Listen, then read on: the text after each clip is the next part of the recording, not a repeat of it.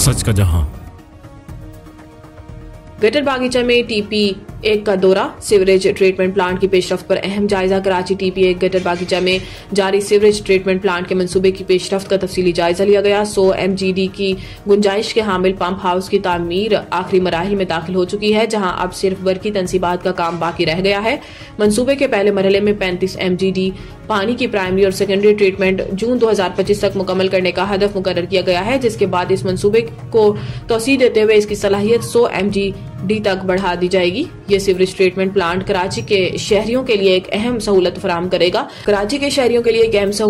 करेगा और शहर के इंफ्रास्ट्रक्चर में एक बड़ी तब्दीली का पेश खैमा साबित होगा। इस मौका पर मुतल्लिका हुकाम ने मंसूबे की तकमील के लिए मुकर्रर करदा वक्त पर काम मुकम्मल करने का अज़्म का इजहार किया और इस बात को यकीनी बनाने का कहा कि तमाम तकनीकी और तामीराती अमूर बेहतरीन मयार के मुताबिक हों।